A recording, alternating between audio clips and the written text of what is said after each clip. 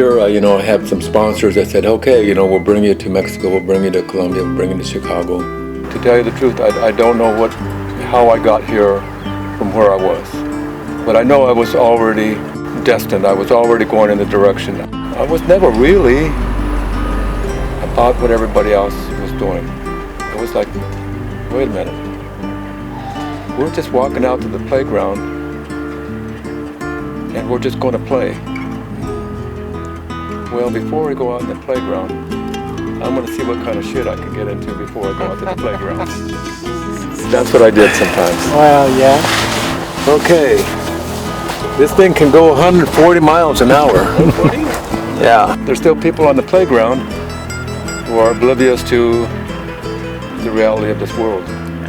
Well, like you say, everywhere you go these days, you are encountering people who are waking up. Yeah. We are reaching something that's been prophesized for a long time. We're reaching this critical mass. It's going to be like a nuclear explosion of consciousness across the face of the planet.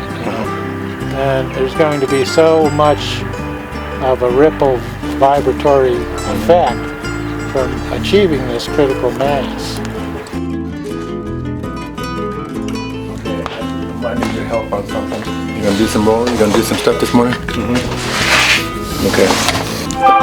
Camera B, getting ready for another trip. Charge those batteries. Yeah, I know. Pack those bags. This is the most important one right here. If I can remember how it works.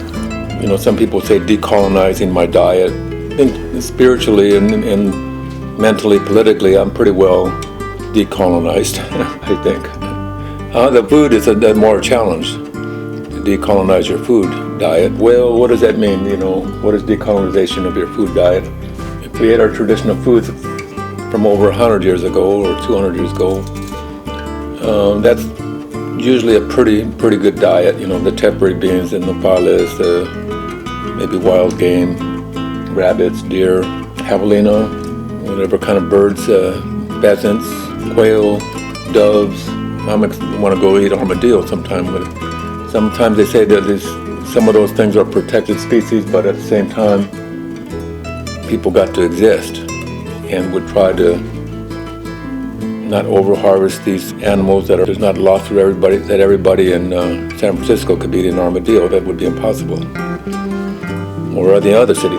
We pray and we recognize where that food is coming from and give thanks for it and try to make that spiritual connection to the food.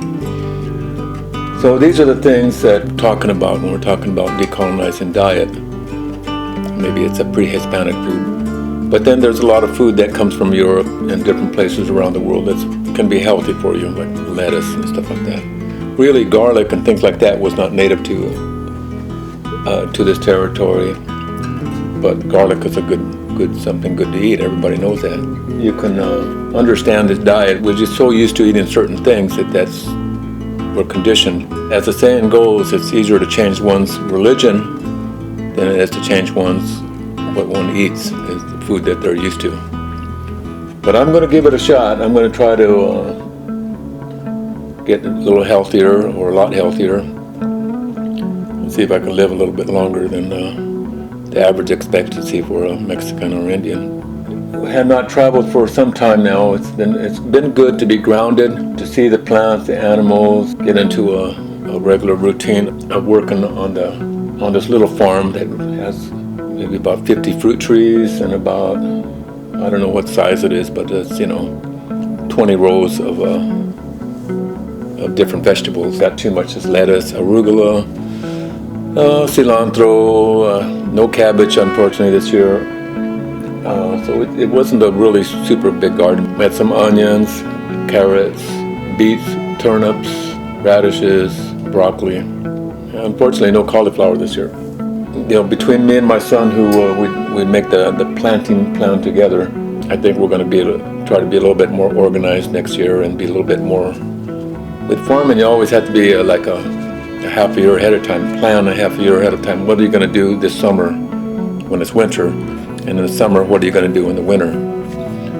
So right now, the winter garden is about coming to the end. It's going to be another couple months. Winter garden's going to be done. I always have to start thinking, and we already we're planting tomatoes and chilies, and we'll plant watermelons and cantaloupes and eggplant and squash, beans, basil, things like that do well in the summer. So we're working on that now too, even though it's winter. Going to make a stop in Chicago and see an old friends over there and make new relations. And we have a good partnering person with the cameras. He happens to be behind the camera right now. Who's helping make this process so that, and the experiences that, and the travels that we can talk to the different people that know about health, know about growing food, about ceremony, and about politics, and maybe about music, maybe about art. We're all, that's all part of our being. So I'm willing to seek out these musicians and seek out these artists and seek out these gardeners that are doing cutting edge stuff, and they're living the life in a good way. Back to this American system. Here all this United States knows: make money, make money, make money, make the economy grow, capitalism, and people just spending money, and the corporations get bigger and bigger and richer, and the rich get richer and richer, and the poor, we just keep spending money, making the rich richer. So what are we going to do, Well, in the old days we would pick up arms and take over the government, make a change in the government, maybe some things would improve. But even then, when those governments change, then it's still a capitalistic system, it's still a communistic system, it's still an industrialized system. So what can we do? The thing that everybody says, well, farming is like we're the poorest paid people on the planet. But if we find ourselves where we have our own food, yes, we have to work hard all day, but if we find our own food, make your own house, you can do stuff and you can live healthier. This is the model that we want to take across the world, growing your own food. Making it work here, where I don't go eat out. Again, I've been growing it for a long time, but now I'm having to, maybe I don't cook my greens this time, I eat them raw. It's an adjustment because the food is, I might be used to seeing fried up with all kinds of grease and a fair amount of meat, which that's not always the best thing for you. So in this place we have the chickens, we've had pigs, we've had turkeys, we've had ducks. But every day we work. Every day it's work. Every day it's work. Somebody said this, talked about this American dream. Everybody wants to come to the United States, have a car, have a house, have money. You see it on the TV, you see it on all the soap operas. And everybody looks at America and says, well, this is a good life. Well, maybe from some countries around the world it is pretty impoverished. But once we start growing our own food, then we get rid of the poverty as long as we can grow our own food. And this is the way we're going to sustain ourselves. You stop making that car payment, you stop making that house payment, you lose your job, and then you're done. Here on the farm, you're going to have elements of the nature and bugs and drought and flood and all that. But I would rather risk myself with nature than risk myself with Wall Street. Life is a risk, everything's a risk, nothing's sure. I think when we have to kind of live life as if tomorrow it may not rain. Tomorrow the sun is not going to come up. I'm planting a tree so that my grandchildren will have shade, so that they'll have fruit. But also, there's world disaster, there's fire. What's the resiliency? How am I going to survive if there's a flood here, or if there's a fire here, if there's a volcano here, if there's an earthquake here? So many things that can happen. That's the same thing with this economy. It's so delicate, this country. If you take the electricity out of the United States for one day, it's going to be a major economic crisis. You run out of water for one day. How many people can just kind of adjust without water for one day?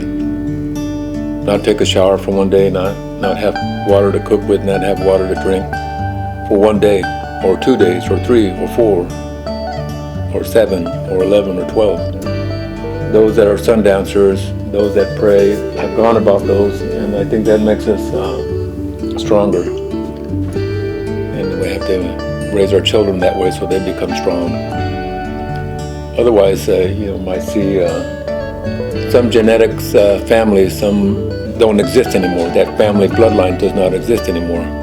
Maybe you only had 2 kids, and then those 2 kids only had 2 kids, and those 2 only had 2 kids, and then when they stopped having kids, those 4 or 5 children, and then there's no more. Great-grandpa has no more descendants on this planet. Right now, I think I have about 25, and out of those, we'll see how many in the next 2 generations, the next 3 generations, how many of those of my descendants are going to still be here to talk, to say, oh, Grandpa said this. But how did Grandpa learn all this? He learned it from the old people. Learned it from the old people, learned it from the old people. And now a lot of those old people are gone. And sometimes I feel like I'm the only old man left on this planet, but there are others, and that's why I travel and I see many other elders throughout the world, and they understand. And we talk to each other. What's the problem? We have a lot of problems with technology. We have a lot of problems with phones. We have a lot of problems with people just wanting to not really look at the world and for solutions. And we have to think about that. And it's not as simple as just, oh, I got my paycheck, my kids got their lunch, oh, they're going to go to college. That might not take you through the next 100 years or the next 200 years. You may not be able to do that. I'm not saying that we don't have to understand technology. I write on the computer, and I read books, and I talk to intellectual, smart people. But some of these intellectual, smart people don't know how to chop wood, don't know how to use a hammer, don't know how to pour cement, don't know how to connect wires to get power to a certain place, don't know how to put a pipe in the ground so that it takes the water to where you want to water your plants. This is not an easy. There's been some up and downs, and struggles, and with jobs, and with some of these people that you work for, we're still like a slavery system, We have yes sir, yes ma'am, and we gotta make reports, and we gotta be required to go to meetings and report what we're doing. But the good thing about working for government, I was able to work with children, and I think I made a difference in the lives of many young people. I got all these children, my grandchildren coming around, other youths coming around, still making that difference. Maybe not the old students that were required to go to school, but some people just come by, hey, I want to know how to work a garden. I want to know how to plant a tree. Well, okay, come on. But it's hard work. We're working 7 days a week, all the time. Unless it rains, if it rains, you get to come inside. Respecting all my teachers, Philip Casador, Rafael Guerrero, Crow Dog, Mad Bear, Russell Means. The list for me is large. And then even the young people that are even younger than me that can tell me a story about a Sundance, tell me a story about a drum, how all this came to be. They say it is not always in books, it's through storytelling and stuff. Probably go down to the Caribe and do a little diving, exploring the ocean. The interesting thing is the last time we were there, they had all this seaweed that was some contamination process. It's nice to know that down in the Caribbean, as of now, what they tell me is that there's not a lot of seaweed. What happened? Seaweed was all over the place, and it stunk, and the government was cleaning it up. You couldn't go in the water because there was so much seaweed on the edge. The seaweed apparently was cleaning up contaminants in the ocean. One theory was that these contaminants were coming all the way from a stream coming from Africa. Did Africa clean that up, or was there a change in water temperature that killed the seaweed, the sargasso? I don't know, I want to get back and talk with the biologists and see what they have to tell me about that. But there's some really smart people that understand all these currents and all these different elements of global warming and all that. But sometimes everything can't be explained to science. The question is, why are all these fires? They were telling people, you can't take out the forest and plant avocado trees. But all of a sudden, accidentally, there was a fire and the forest burned down, so the homeowner can come in and say, well, gee, now I can make some money now that my forest is burned down. Australia, there's fires going all over. The question is, were those set by humans or just maybe Mother Nature's talking to us? So not always everything can be understood specifically that I did something scientifically and this is what happened. Mother Nature understands that if you're not taking care of basic principles of earth care, he's going to respond in a vicious way. And that may mean there's some places no water. But as always, the wealthy people want to own the water. The water belongs to the people. Nobody can take that stream and say it's mine.